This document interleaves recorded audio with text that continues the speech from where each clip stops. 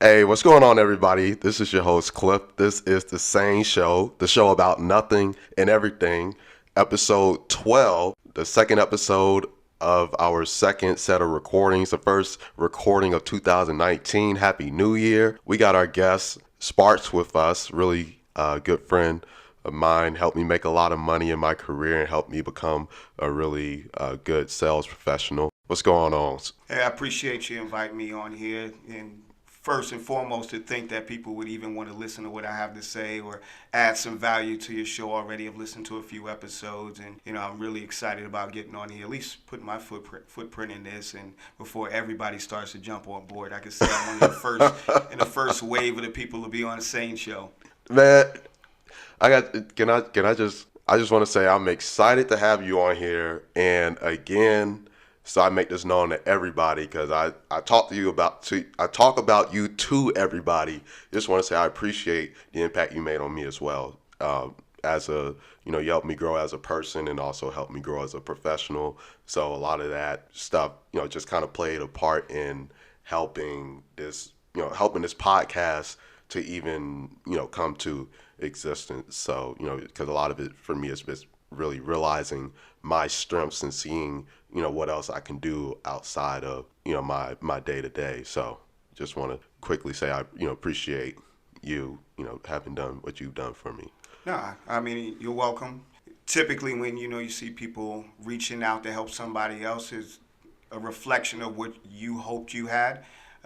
So usually, when I see somebody that's willing to work hard, willing to put in their time, effort, and energy, willing to go ahead and come and say, hey, I'm not completely comfortable with this situation or I don't understand. I mean, it takes a lot of courage to do that. Cliff has always been somebody that said, hey, I want to go ahead and learn. I want to be better. Do you think you can help me? I don't pretend like I have all the answers, but I will try my best to point you in the right direction. And Cliff has always embodied that. So I appreciate you saying that's extremely humbling. And, definitely, I mean, this is only the beginning. Word, appreciate it. So let's go ahead and get into it. I want to quickly shout out everybody that's been listening and that's been also giving such great feedback.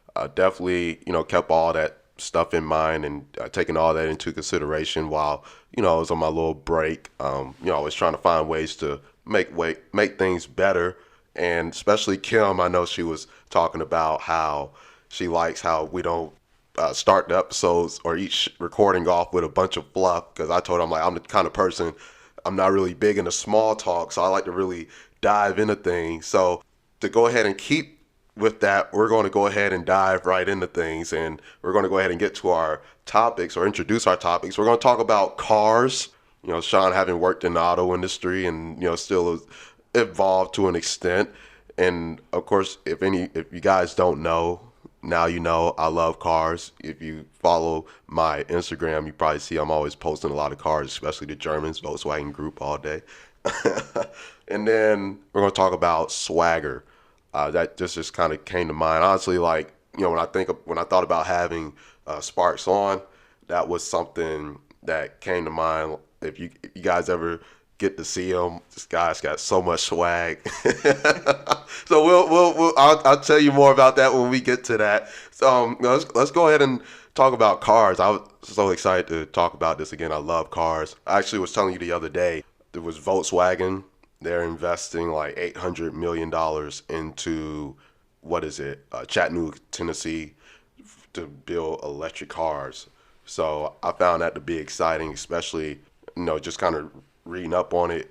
You got people like Tesla, you have Audi, all these other car companies like making their electric cars, and now Volkswagen's making their debut. And I just remember like a few months ago, there was like an article where they were talking about, they were going to roll out an electric car, and it was going to be the most, and I quote, affordable electric car. Well, shout out to Volkswagen. I used to work for Volkswagen USA back in the day. With one, shouts out to Tennessee as well, because I'm sure that's going to bring a lot of money to their area, jobs as well. But can't sidestep the fact that the federal government is making them invest that money into the electric car after that huge debacle Ah, with the diesel vehicles and the lack of the sidestepping of the emissions test. But it doesn't matter how you get to a good situation, as long as it's a good situation for true. us. Because believe me, I could rock with a inexpensive electric car because I can't sit on that Tesla waiting list for the vehicle I Right, want nor afford it. So right. I agree. I agree. It just made me think because when you're talking about sidestepping the federal government, uh, I'm sorry. It's just it's not funny.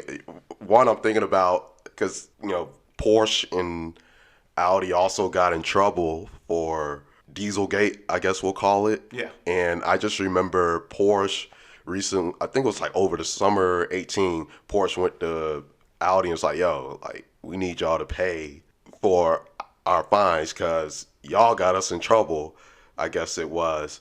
And then also I'm just thinking about like the shutdown. I know I was like listening to the Joe Budden podcast, and he was talking about how he tried to pay the IRS, and apparently they told him it's like, hey, well, we closed, so we not collecting right now. So I just thought that was crazy. And so when you talk about them sidestepping that fine, like probably trying to take advantage of this time of there being a shutdown and making their investment. Man, honest, it's so much going on when we talk about the auto industry. I know in other news there was what was it? Cadillac. They rolled out I cannot think of the name of it, but it's like 550 horsepower car. And I know Rodney told me it was going for like $90,000, and they already sold. They apparently they're claiming that they sold out already as far as the pre-orders for. It's a hybrid or it's a electric car. No, it's I won't even call it. No, I think it's like pure gas. It has a Corvette engine in it. That's all I know. So I was quite surprised by that, especially we're talking about. Wait, did I say Cadillac or did I say Chevy? You said Cadillac. Cadillac. Okay, I wanted to make sure because they're part of the same group. But yeah, it has a Corvette engine in there, and again pushing out 550, and they sold out already. And the car, I guess, was just released about a couple days ago at the what I believe was the most recent auto show in Detroit. Okay. So that kind of blew me. I get just knowing the kind of car that it is, and not to be biased because the Germans are my favorite, but just we think about reliability. Your domestic brands don't really live up to that too much. I guess what's your thoughts on all that? Well, I mean, you and I had the conversation about this earlier. The biggest difference that I've always seen when I drove, say, I guess you would say a European vehicle, Volkswagen, a BMW, Audi, and an American-made brand is the torque. The suspension as well. The stabilization program is a little bit different, meaning you don't get those body rolls when you're going through corners in European brand vehicles as you do with, say, Cadillacs or whatever. And the biggest difference is not that the quality isn't there, because to be upfront, I mean, you've got so many brands, BMW, Volkswagen, I mean, Toyota, those are American made vehicles when they come off the assembly line in most cases. It's just the fact that the value worldwide is not there, so the depreciation hits people. Nobody really makes a bad car nowadays. I mean, I've always liked the Cadillac CTS. I always thought it drove really well, especially for that model, it being a luxury brand car, not necessarily your granddad's car, one that, the younger set, they try to capture everything from 20-year-olds all the way up to 90-year-olds. But Yeah. I thought it was a good car, but the biggest thing for me is that driving a European vehicle, you sit at the light, you step on the gas, you're going to get that rush of power immediately with having that low end torque. And then a lot of times with these Cadillacs, even driving things like Hondas, you're going to see a big difference between that. That's the reason why I gravitated once I had, the ability to drive them. And typically the only reason I was able to drive them in the very beginnings because I worked at a Volkswagen dealership, because I definitely couldn't afford the price tag on some of those, maybe a Beetle used or something. But it allowed me the opportunity to see the biggest difference, and that's the only way I knew. And then also getting into the finance side, being able to see the depreciation 3 and 5 year, and why it in some cases was better to own a European vehicle depending on the make and model. Well, I'll definitely be consulting you next time I'm in the market to buy a vehicle.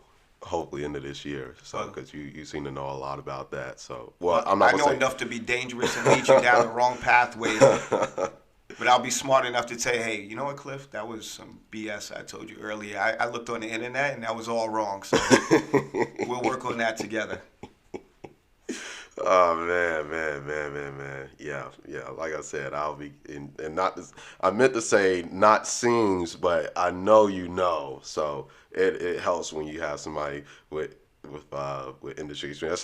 That's like my aunt had to get a new car, and my mom's friend owns dealerships, and so like she just got her new car, and he helped her out, and my aunt just got a new car, and he helped my like he literally went in there and did the negotiations on behalf of her to get her the best price. So I'll tell you this as well. A lot of people always say they hate going into dealerships, but from working at dealerships, you got to realize we as human beings love the art of the negotiation. Everybody likes sitting in front of somebody and feeling like they got a good deal. The best way you can go about that when you walk into a dealership is being completely transparent. This is what I'm trying to do finance wise. This is the vehicle I want. Do your research before you walk in there. And most dealerships, they like an easy opportunity. It's when people start withholding information that was beneficial, like whether they're trading a vehicle or whether or not they are credit challenged and may need some additional help. That's when they start holding it on you, when they got to do all that extra work. So I always tell people, be transparent with me when I used to sit across the table from them, and I'll do my best to put an opportunity in front of you that fits what you want. But if it doesn't fit what you truly came in and said that you wanted, I'll let you know how far outside it is, and then it'll make it a lot easier. It'll shorten your dealership experience from 3 hours to take you to buy a vehicle that you probably wanted when you walked in the door, all the way down to maybe an hour and a half. That way these guys are working for you rather than against you. man, that just made me think about the last time I was with my aunt and she bought her car, and gosh, man, we were in the dealership for about 4 hours. I mean, I could have came back. I was in Atlanta. I could have came back to Charlotte in that time. So, yeah, because you mess around, you be in there forever. So, yeah, that's that. I'm glad you said that because just thinking about my experience in sales, like it's so much easier when people come to the table. They got a good idea what they're looking for. You help them find it, help them figure it out. Makes the sales process less complicated. So The word I always tell people to take away or take into the dealership with them, or any sales opportunity where you're negotiating the terms, is transparency.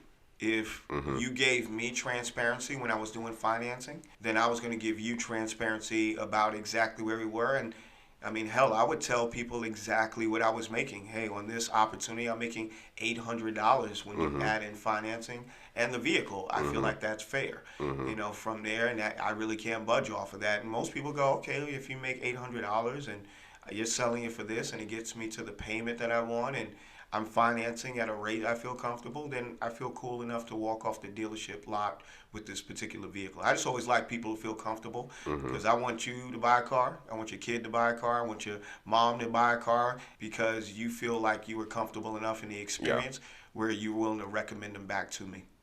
yeah, I agree. I'm hoping I can find somebody like that in the future. So, but yeah, I'm definitely take note of that, you guys. So it's definitely Sean Sparks is over here dropping gems.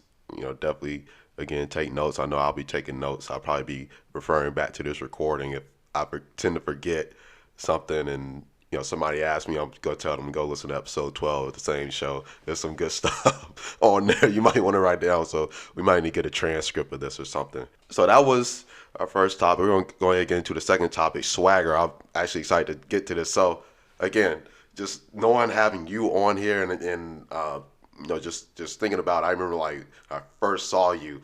One, like I thought you were when I started at the company I was 24, so I thought you were around my age, and I'm just sitting here, I'm looking at you, and I'm like, yo, who's this kid?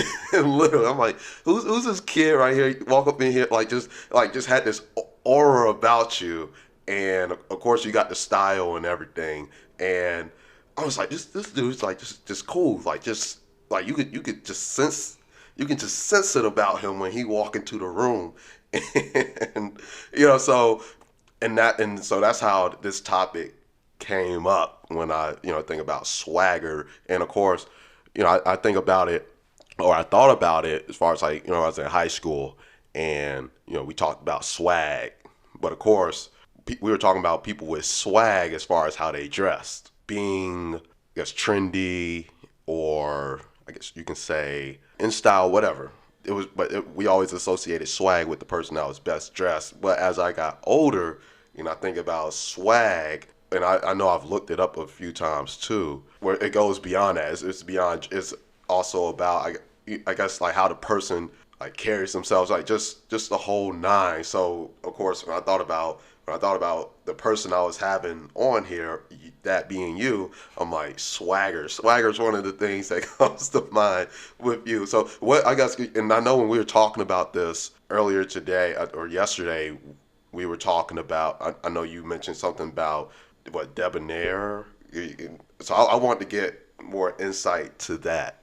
I'd probably say the first thing when you say swagger, everything that you mentioned in the beginning, how you carry yourself, how you dress, to have swagger, you have to be pretty much oblivious to that. If you walk around and you feel as if you are that person, that man, that woman in that situation, you don't have swagger, you're just arrogant. And then the second side of it, you got to be really self-aware. For me, it's because of my upbringing and the fact that I wanted to make sure that when I stepped in front of somebody, I was prepared just vocally to be able to speak about a topic. And I wanted to make sure that when I sat in front of somebody, I never gave them any reason to go, this guy's not ready, or he doesn't look as if he's in a position where he would be able to handle whatever it is we threw at him. So for me, it's probably my ability to just the self-awareness to know that I'm not perfect. So everything that we put on, clothes, walking with confidence, keeping your head up. I've read all the books about how you stand in front of people to project power and things along those lines. It's just kind of a mask that we put on and make sure that we don't show our insecurities at that time. So, because every time I speak to somebody, I'm always under the assumption that, all right, let me make sure that I don't say something where they realize everything that I did before that I was a fraud. So that's the underside of what you're dealing with, is that you want to make sure you're prepared because you don't want to undo all of the good that you did before. All of the willingness to help other people, because I'm always on guard, because I don't want somebody to say, you know what, Sparks, he seemed really intelligent, but I talked to him again. He really didn't understand exactly what it was. He threw a lot of fluff at me. So just being prepared, that's the whole thing, and making sure that you as a person are in the best position and that you can be a reflection of what you would assume other people would want to get out of somebody that they deal with. Okay. Did I go a little bit too much into it? No, you didn't, but you gave me a lot. You gave me a lot, and I'm thinking you got my brain going. You definitely got my brain going, and I'm thinking about it because I'm just, again, it's well beyond what my interpretation of swag is. And now I guess while you were speaking, you had me thinking about, as far as, well, what it was then and what it is now. Because when you say all of those things, because it's just like a lot of other things, from I guess like different customs and I guess standards that we had as a society then, and and we see how society has moved into now. It's almost like I would say I don't even have the best comparison for it, but I'm just thinking like of something that I guess the best thing I can think of is like a snake, like shedding as a snake continues to grow, it's shedding layers, dead skin. But when I think about society, not only are we shedding layers, but when we shed these layers, we're shedding our things, things that we are letting go of. Well, think about it like this. Everybody's always been super self-aware, but in the last, I would say, 15, even 20 years, when I was really on the internet, when people thought I was crazy for putting my name and picture out there, when, your grandma would be like, boy, don't put my name up there, don't put my phone number out there. I was on there like, let me Yeah. put my picture up, my little profile on MySpace, on blackplanet.com for people that want to probably Google that, because nobody's probably heard it for any of your listeners. But everybody's just hyper aware now. So when you speak about swagger, people emit swagger on their pages, their Instagram, their Twitter page. Everybody's in a position where they want to seem like they're the expert in whatever topic that pops up. They're the funniest. The whole thing, when you're one-on-one, when you're standing in front of somebody, you don't have that ability to go Google something at that moment. You just got to be prepared. So the whole situation about your clothes and everything, you got to give yourself a leg up. I never want to give anybody a reason not to like me. So part of everything that I put on is for me. I mean, let me just say that first and foremost. I like the clothes I wear. I like to go look in the mirror when I leave and go, you know what, I feel good about what I'm wearing and what I'm sitting in front of somebody. But I want to be able to walk up to you, regardless whether we're in the mall or we're on the actual floor at work, and be able to feel like I can command a presence in front of you and be able to pass along some of the information that I have in a manner, or just have a conversation with you about sports or whatever the topic be, and you be able to look at me and not judge beyond what my words are. And for me, that's swagger, where I could look at somebody, speak to them, and regardless of whatever they wear, the way they carry themselves, it just gives me a quiet confidence and allows me to get beyond whatever it is that their personal, anything that they may say differ from me personally, and just get to the actual topic and be able to have that conversation. Doesn't matter to me what you wear, how you wear it, as long as you're confident in it and the way you come to me, you can feel somebody that really doesn't have personal conviction that they're the person that you need to be speaking to. They're Right. unsure about themselves. So I just want to make sure that when I speak to somebody, that they're comfortable enough with me that they're willing to continue on the conversation. It's like I was telling somebody earlier. I said we're like dogs. Our dogs can sense certain things, and it's like it's the same thing with people. We can sense certain things. So I know exactly where you're coming from, because I'm really big into that, as far as like being able to, like, honestly, I'll tell you, like, one of my things with people is trying to figure people out. And especially when it's somebody that carries themselves a certain way, and then I always look at them and I'm thinking to myself, there's something about that person. I don't know what it is, but it's something about them. And if I get to know them, I'll get to learn a little bit about them, and I'll see what it is. And I like to almost like call them, like, it's almost like a silent killer. Here's a tidbit. Whenever you run into somebody like that, those are most likely the most insecure people you're gonna run into. So it bodes well for you just to walk up to them. If you look at them and feel like you can gather something from that relationship, that conversation, most likely those people are on some level insecure, and they're more than willing to share and feel like, okay, wow, this person is really open to whatever I have to say, or they're asking questions where I feel like I can help them, because everybody's searching for that conviction that they have some level of self-worth. So, just be aware about that. You see somebody out there, that's one thing about you.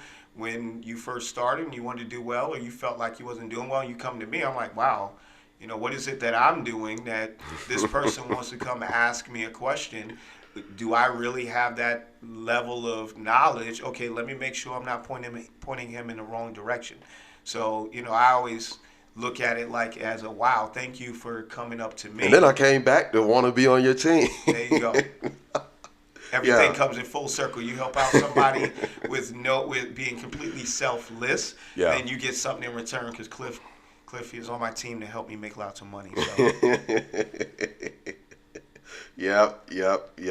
Man, that was fun. I got a lot more out of that than I anticipated. So Yet again, there you go, dropping gems as I would expect, as always, from you. So we're gonna go ahead.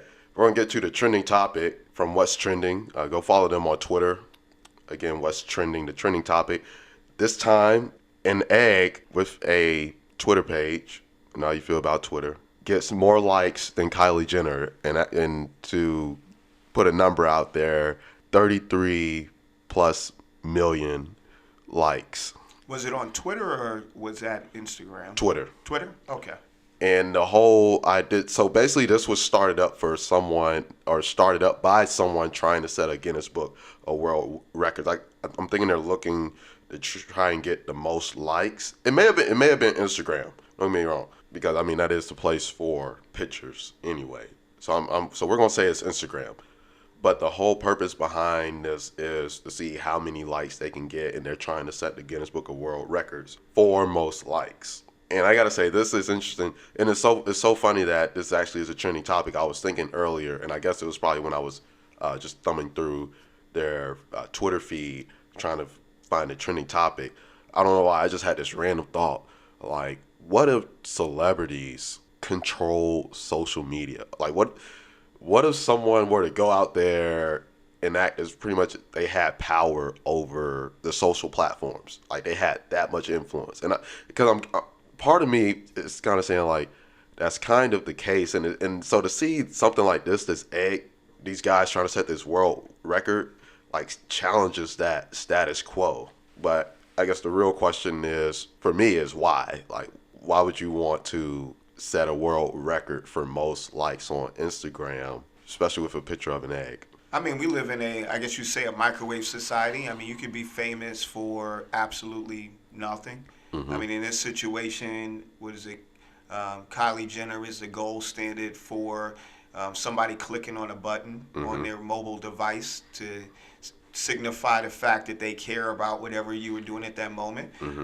Shout outs to them. They're not using the boring Twitter picture of an egg. They actually got a real picture of an egg in this one. So they went one step beyond what normal people do when you start up a new Twitter page. But I mean, nowadays when it comes to celebrities, they do control the social, I guess that social medium, and it's a marketing platform. I don't know. Are you familiar with like the Fire Festival that was thrown a couple years ago with Ja Rule was attached to it?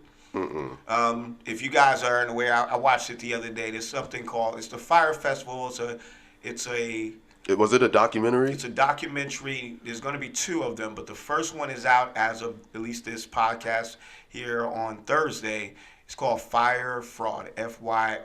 Oh, Fraud, wait. Hulu. I heard about this on it. I didn't watch it, but I heard about this on the Joe Budden podcast, and they were talking about like the whole. You go ahead. You got it, because you watched it and you. Yeah. Well, it's this guy, Billy McFarlane. He's in prison right now for, I believe it was wire fraud. Spoiler alert. And quite a, well, first thing most people do nowadays is do what? Hit Google. Yeah. And type in fire fraud, and it'll pull up all that information. But it was a festival that this guy, out of thin air, manufactured. And to me, even though it was criminal in its nature, it was brilliant because all he did was use the social media platform.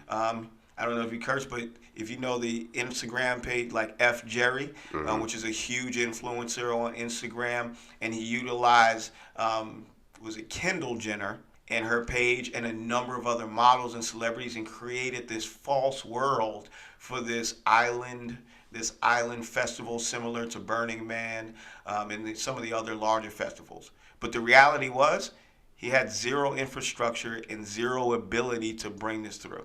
He was an idiot who had a lot of connections and could get a hold of tens of millions of dollars with a phone call. So what he did was he just had enough influencers on these platforms to come together, paid them for these posts, and it allowed a firestorm to start. I guess no pun intended for the name of the festival, but it started a firestorm where everybody felt like the fear of missing out. What is it? FOMO, fear of missing out.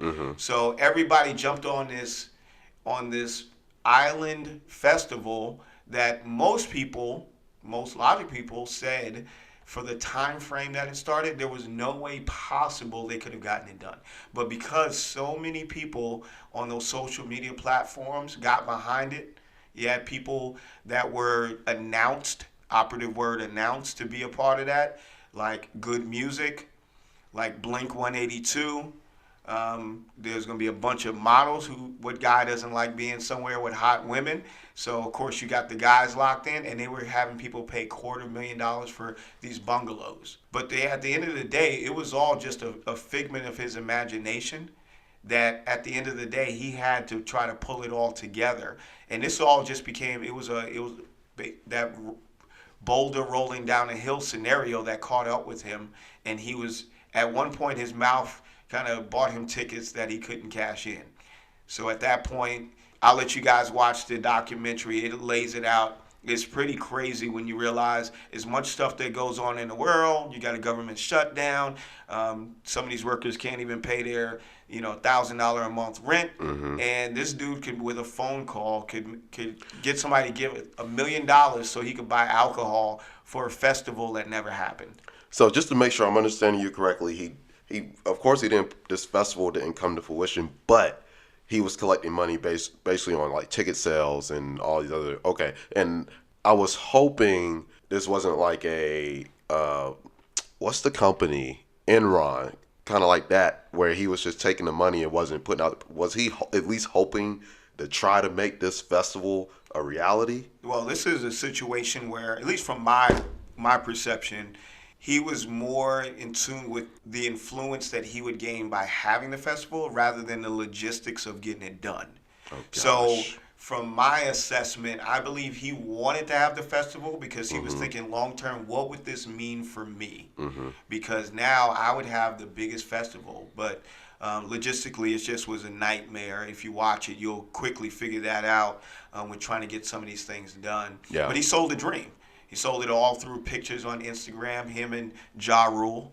I don't know if Ja Rule attached to something nowadays. Probably is not going to make me plop No. down $250,000 for a bungalow. But this dude sold a dream where people were really into it. And it all started because they got Kendall Jenner to post the first picture. It was an orange background that a marketing team came up with to stop people. And right now, like back to your topic, it is driven by what we see on these platforms. They do control us. So, do you really want to be the person that didn't click on that like for the egg? Right. I mean, but what does it get you? I guess the question I have is, so once they beat Kylie Jenner, what exactly did they win?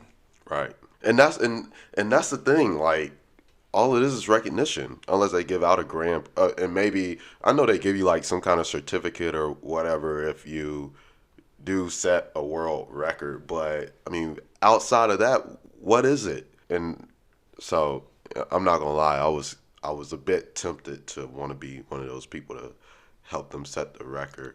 But that's, again, it's always something on this podcast with, especially with the trending topics and these things when we talk about it. I guess the impact that the internet has had on the culture and how it all goes back, and so it just speaks to how internet and especially social media has a huge impact on.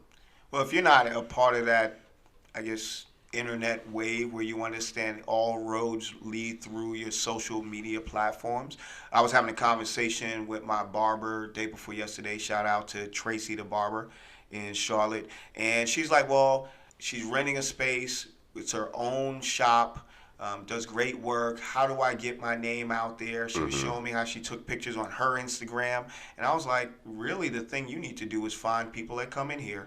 I'm sure you've got 16, 17-year-old kids with 1,000 followers that you can go ahead and have them post things for you and have them be influencers that push people to your shop. Yeah. I mean, you can utilize that on a smaller level, but it's easily manipulated once you have somebody like a Kylie or Kendall Jenner and they're over 100 million followers, and with the click of a button they can move millions and millions of people in one Right. direction for a particular product, or say that your product was trash and shut you down Yeah. overall and drown out some of these things. Because people knew that fire fraud that I mentioned before was not on the up and up, and there were articles, I believe, in Forbes that mentioned that it was a fraud. And but guess what? The momentum was going too strong. Too many Right. people liked it, Right. and at the end of the day, there was nothing even somebody warning you could do. So you just have to be. It's a double-edged sword. It's a great marketing tool, but at the end of the day, you're going to have a hard time stopping it when something is, I guess you'd say, not on the up and up. It's fraudulent. Yeah, I agree. I agree. Funny how that took a turn because again, it just went to the big picture of social media and the internet. So, but that was our trending topic. Brought to you by What's Trending. Again, go check them out on Twitter. They're also on Instagram. Again, that's What's Trending. So, want to get into the second half of the show. Just learn a little bit more about Sean. As far as like his involvement with his business, his community, and I know you want to speak a little bit on City Startup. So, tell the listeners a little bit about concierge maintenance. Concierge maintenance, I would say, is I don't call it a business just yet. It's a concept that I've been working on now. This is 2019 since towards the end of 2017. And it, like most businesses that you feel passionate about, it derived from my own need.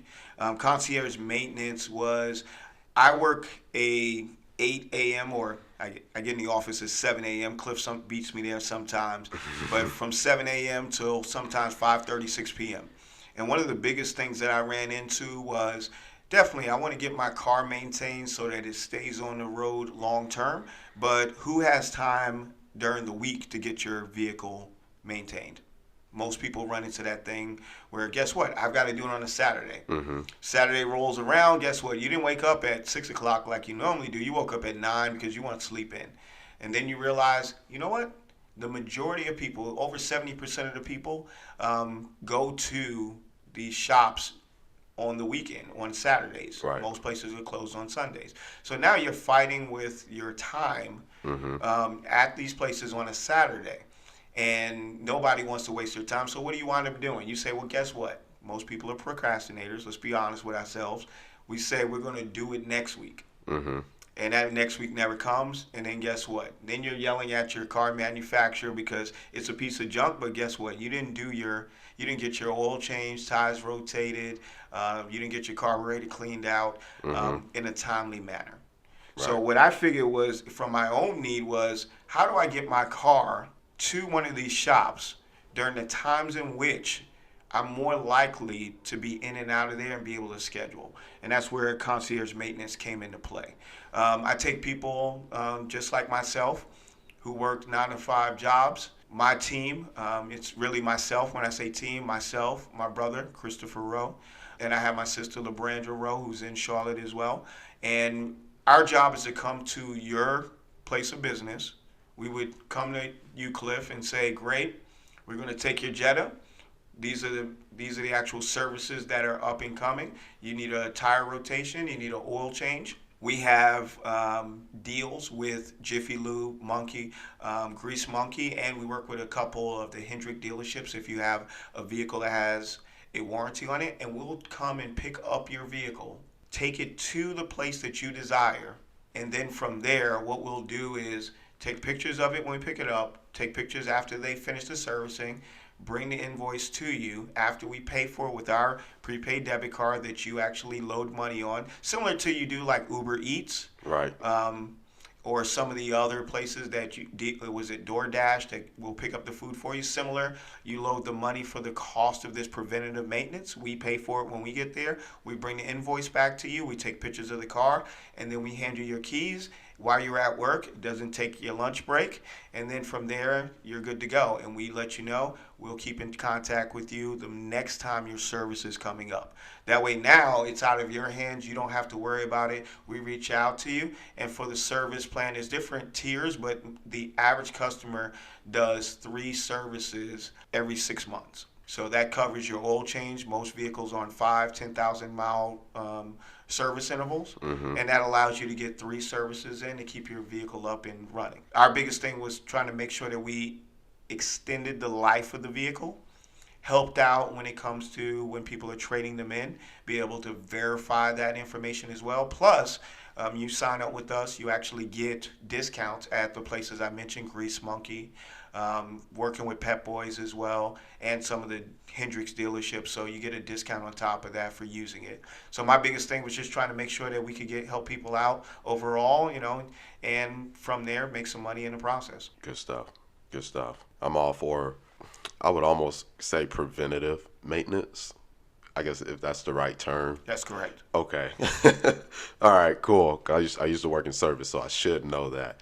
But yeah, because I mean, if you stay on top of the maintenance and you extend, that's what I'm all about, like extending the life of the vehicle. So yeah, definitely. But that's all great. And my degree is in entrepreneurship, so it's always great to see other people pursuing entrepreneurial endeavors, because we need more, as always. I mean, that's small businesses help keep the economy churning. So the other side of it, I guess you would say, another shout out is my man Henry Rock.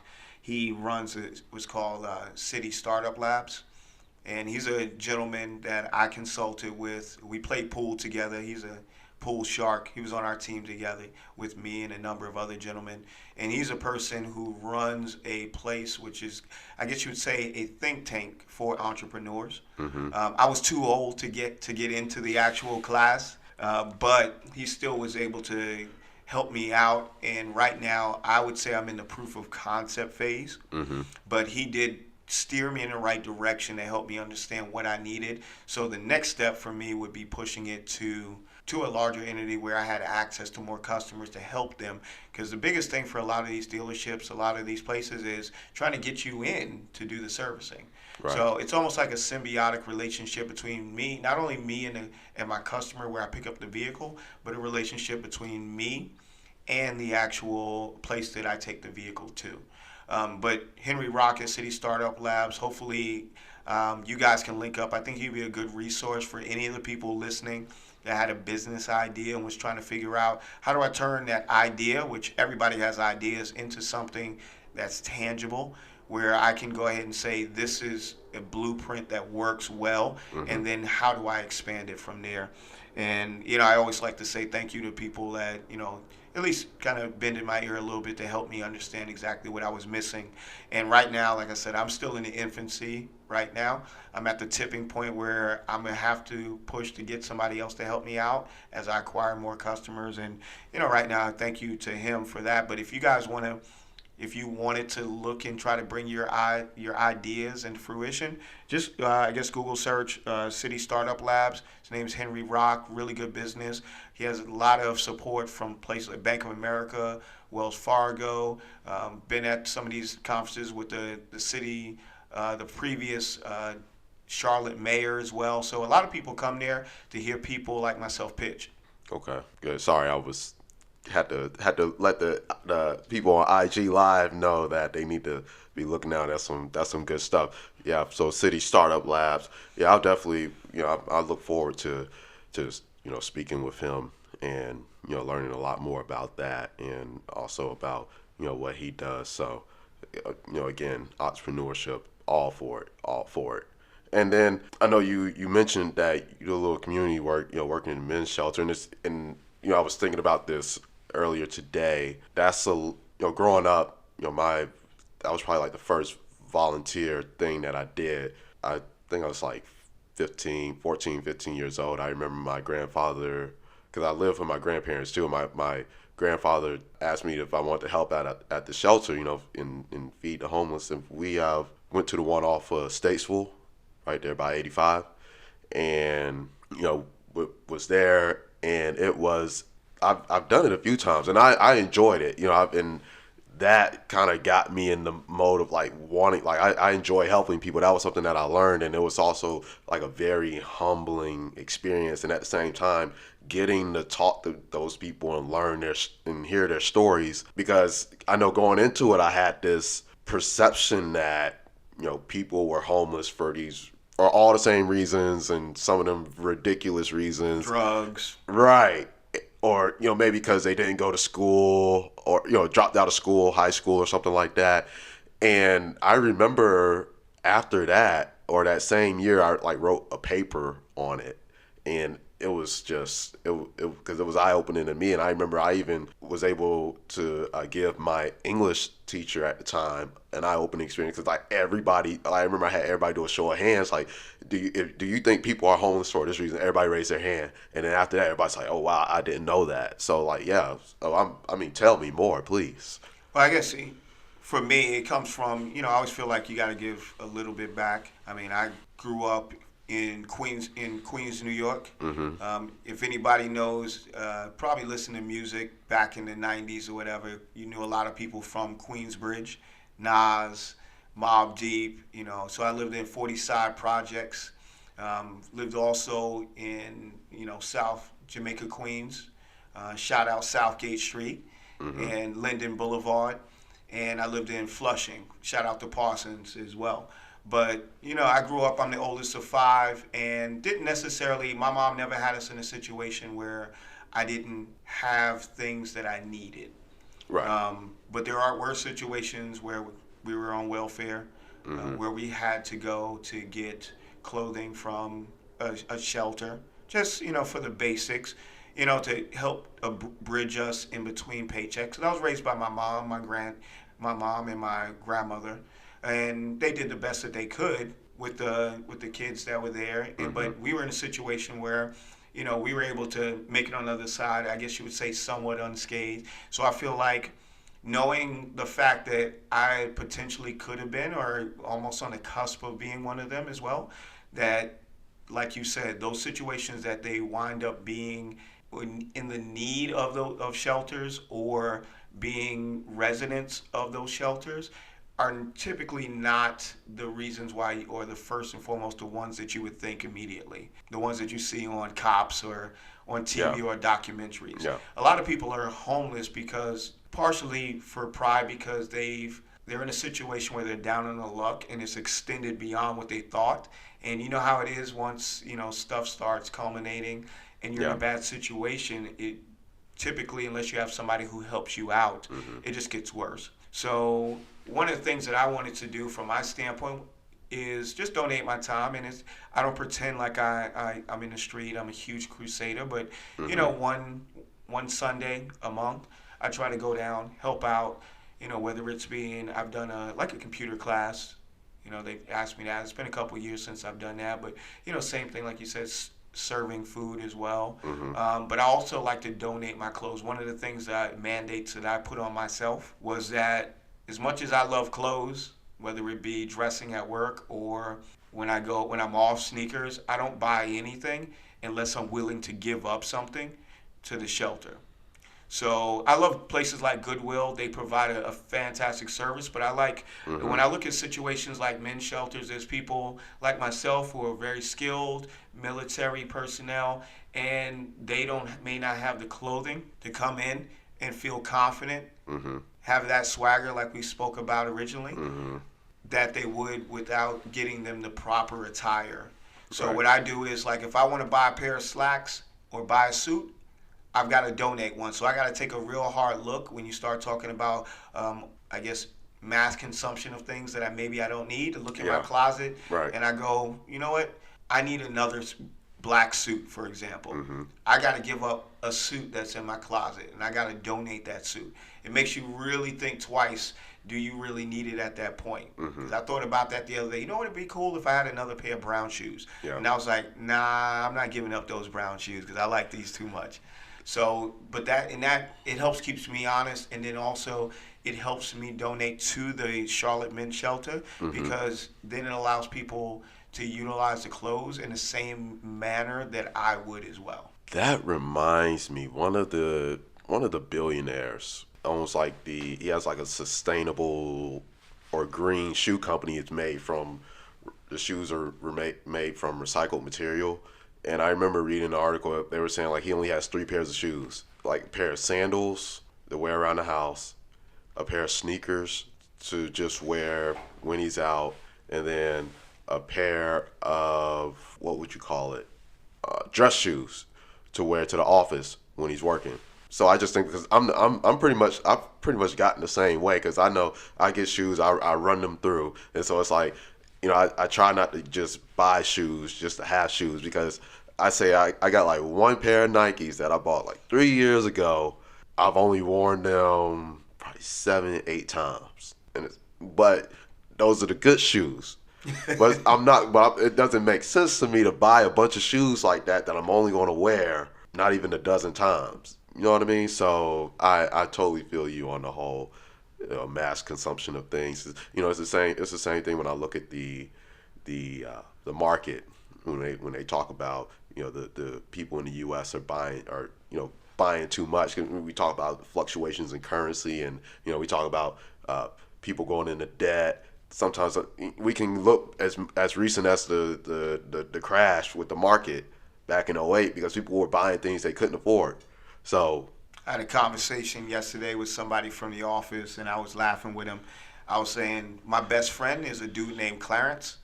And I was like, everybody knows Clarence. It's the guy when you walk into a store at the very back who's like, hey, yo, I got this for the low back here.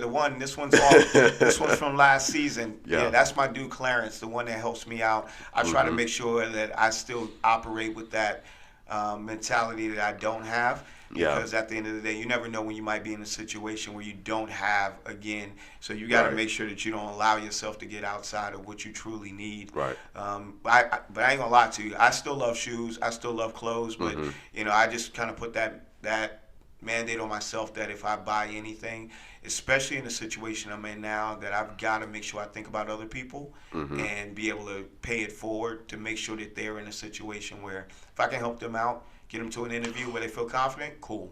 Oh, speaking of pay it forward, I'm glad you said something. I cannot think of the young lady's name, but I want to shout her out. She was in the New York Times. Her story was featured in the New York Times yesterday, and I was reading it.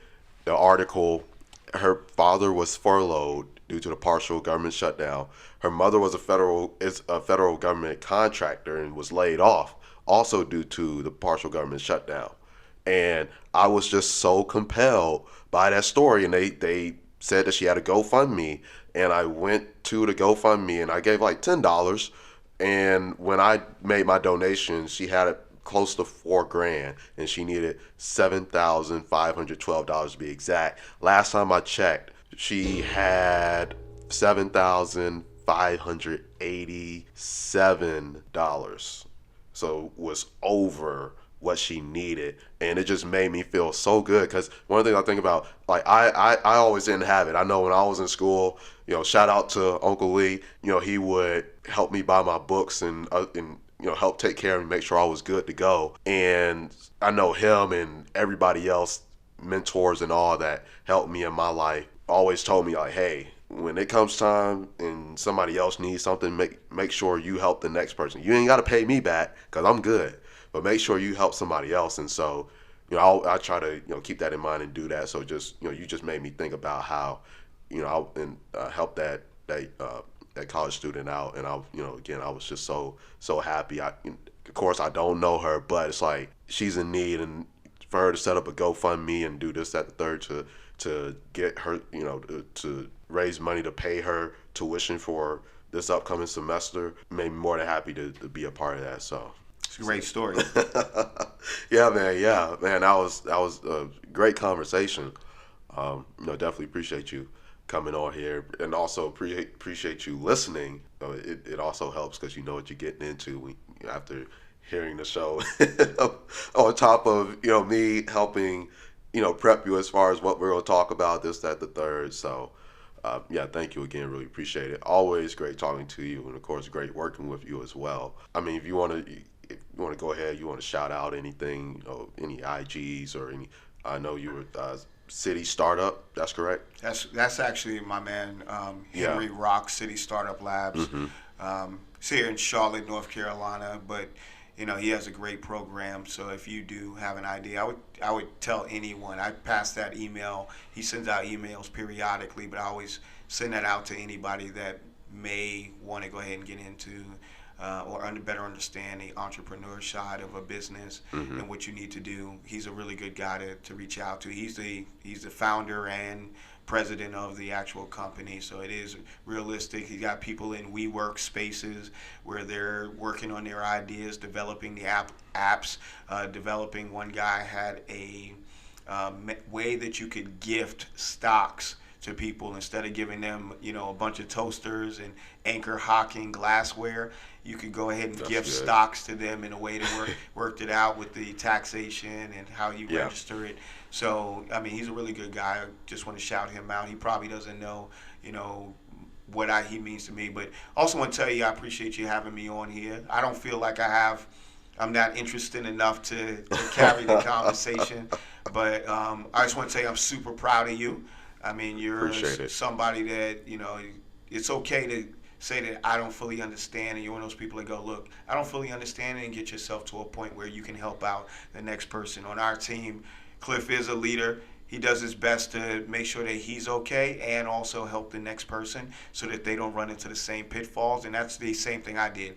I screwed up enough where I feel like I've had enough life experiences where I can help other people out. So good job to you. I'm super proud of you. And thank you for having me aboard to be a part of Lucky Number 12 podcast. Yep. Thank you.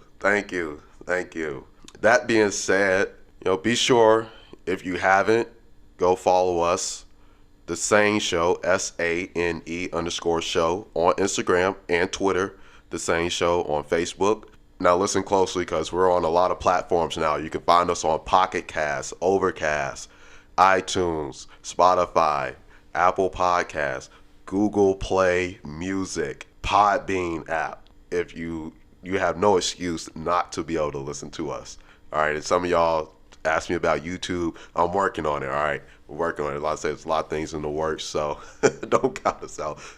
So go ahead, Sean. And don't feel bad that when he posts this online to tell me how crazy I sound or tell me where I screwed up, because I'm gonna start thinking as we end this show, where did I screw this up? Where were my facts wrong? Where did I ramble on? So please tell in the comment section in every one of those platforms, be like, yo, Spark screwed up here, here, and here.